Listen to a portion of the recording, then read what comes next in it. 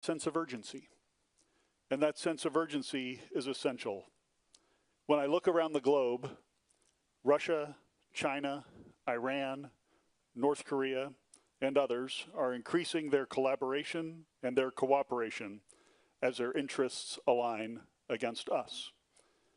We see this clearly in Ukraine. While President Trump pushes for a peaceful resolution to a horrible war, China continues to fund Putin's war machine. Iran continues to supply technology and weapons. And North Korean combat troops remain in Russia on Ukraine's border.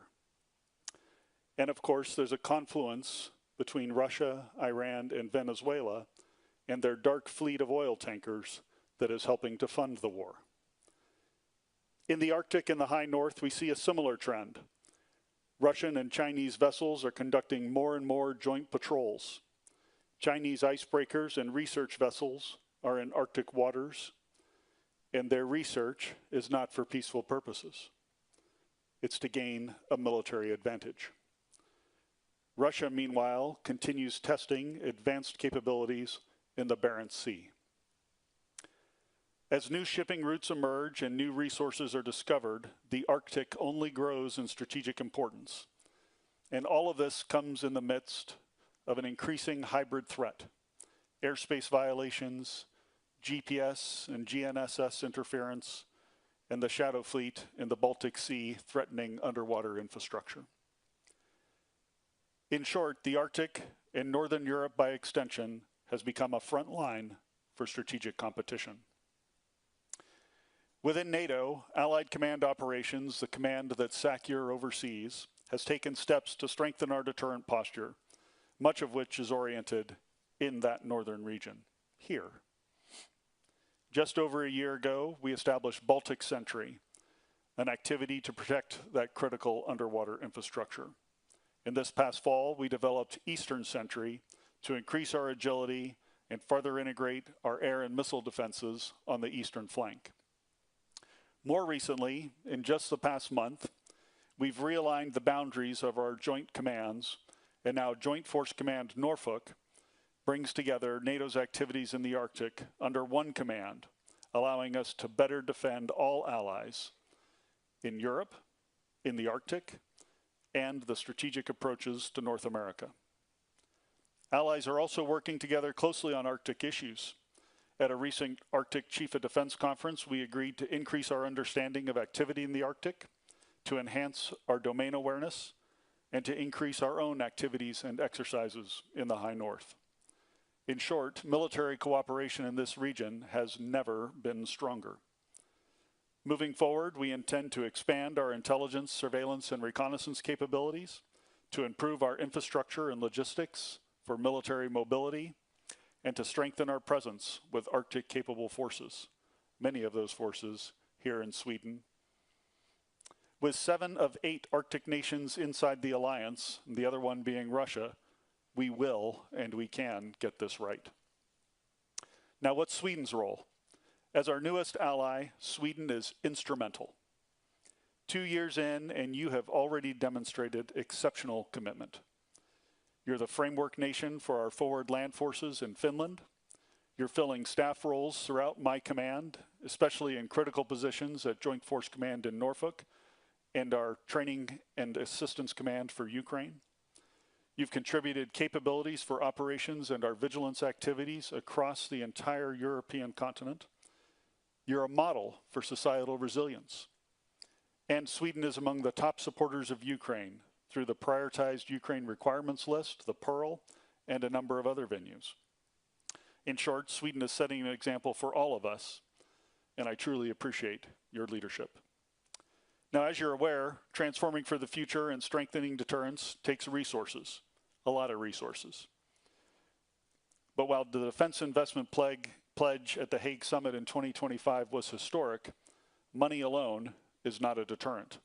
We need the equipment, the weapons, and the munitions to start showing up in our allied military inventories. And this is where Sweden really stands apart. You have an incredibly strong industrial base, and there are steps that we can use across the alliance to learn from your experience. As governments remove barriers to work with defense firms, you're doing that here in Sweden, and we can learn from you. As you build transatlantic partnerships or pan-European partnerships or global partnerships with other like-minded nations, we can learn from you. And as you create opportunities for co-production and co-development, we can learn from Sweden. Sweden's industrial base is already doing these things and demonstrating that it can deliver.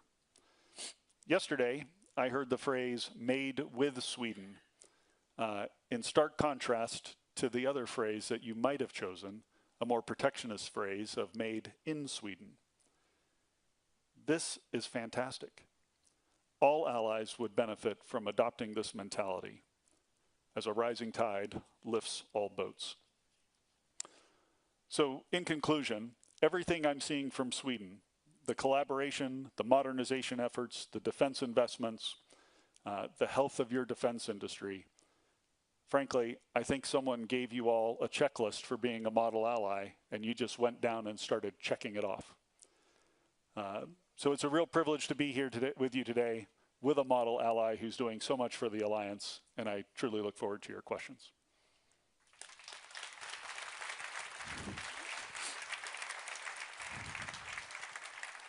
Thank you. As you said, the Arctic region is of growing strategic importance. Would you say that there is an immediate threat to NATO territory right now? I don't think there's an immediate threat to NATO territory right now. One of the reasons is, there's a couple of reasons. First, Russia is committed in Ukraine. The vast majority of their forces are dedicated to that effort. Their war economy is dedicated to that effort. And that's one of the reasons that we owe so much to Ukraine as they stand on the front lines of European defense. Russia also is aware of the incredible power of the alliance. And we have deterred the alliance from conventional attack for 76 years and will continue to do so in the future because of the strength that we have, the strength that is there today that will be even better tomorrow and even better the day after that. Russia knows that it cannot afford to take us on. We've heard a lot lately about activity from Chinese or Russian vessels close to NATO territories. Would you say that it's not a reason to really see this as an immediate threat today? Well, it will grow into more and more of a threat. So as I mentioned, as the ice recedes and there's more and more access up there, we certainly see Russia and China working together.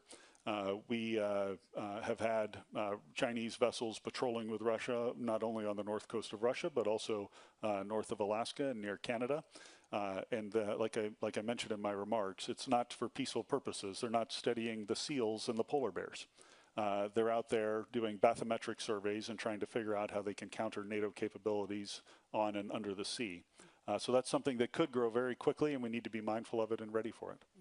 This might be a tricky question, but I think you understand that there is an uncertainty if the US national strategy, along with the recent statements from President Trump, has changed anything when it comes to NATO priorities. Well, I won't comment on the political dimensions of recent rhetoric. It's not my place to do that as a military officer. But I will just observe the readout from the North Atlantic Council, where all of our permanent representatives from the 32 nations get together to discuss thorny issues. Those dialogues continue in Brussels. They've been healthy dialogues from what I've heard. And I think that's the most important thing. Members of the alliance who've worked together for so many years are talking together and working through these thorny issues. You had this role for about 6 months now. Has your priorities in any way changed? Is it only 6 months? Oh, I'm sorry you feel that way. No. It's actually been truly a fantastic 6 months. One of the best jobs that exists on the planet, in my view, and I've truly enjoyed it.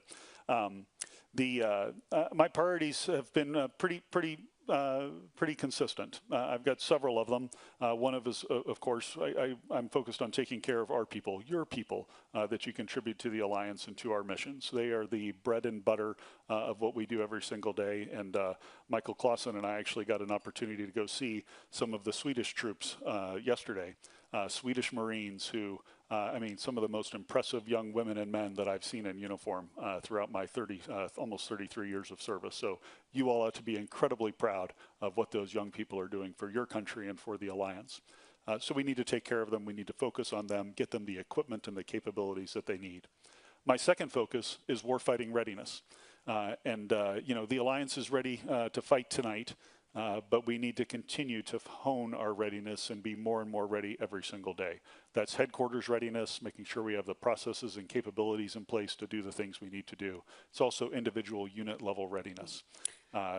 Michael's focused on that here in Sweden. All of the chiefs of defense are, and I am as well. And it's by being ready that we continue to maintain that deterrence that I talked about. Speaking about equipment, you also said that we need the material and it's time to start for them to show up. I mean, the demand is enormous all over Europe. How much a challenge is that the military material needed won't be delivered, so to speak, in time? Yeah, it's a significant challenge. And as I go around, I try to highlight ways that I think we can meet that challenge and we can rise to it. The first is the money does have to be there. It is a prerequisite to send a signal to industry to make the investments they need to increase production capacity. So that is a prerequisite, and I don't want to belittle it. It's incredibly important. But for the first time in the alliance, money's now not the problem. The problem is capacity. So as we think about our investments at the national level, using the 1.5% to bolster organic defense capabilities could be one option.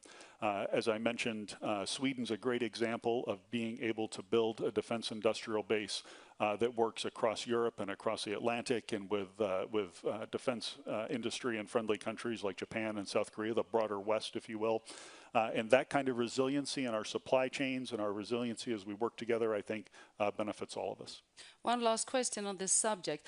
The war in Ukraine has clearly shown the necessity of flexibility when it comes to military capabilities. On the same time, your own capability targets works with, I think, 4-year cycles and then maybe decades to implement them. How big a challenge is that today? Yeah, it is a challenge. There's a couple of things that we think about. First, you're exactly right. Ukraine is showing that we need a pace of innovation on the battlefield. So when we talk about capabilities, here's one that I'm trying to get my mind around, and the great thinkers in here can probably help us. One of our capabilities needs to be adaptability. So we need to build programs that are able to adapt and modify and innovate over time, just as the Ukrainians have built. So think about how to build that in to what we're doing. With regard to the NATO capability targets, this is the shopping list that the Supreme Allied Commander for Transformation and then my position work together to give nations so that we have a coherent set of capabilities across the 32 countries. Those capability targets do come on a 4-year cycle, but as an example, we'll say we need Sweden to provide a mechanized brigade. What Sweden then needs to do is think about, what does a mechanized brigade mean in 2026? It's probably not what it meant in 2016 or 2006. And so you have the flexibility within those capability targets to think about the composition of those and the technology that you apply to those capability targets. And we'll help you think through that along with our fellow military leaders across the alliance. Thank you so much, General Grenkovich, for attending here today. Thank you.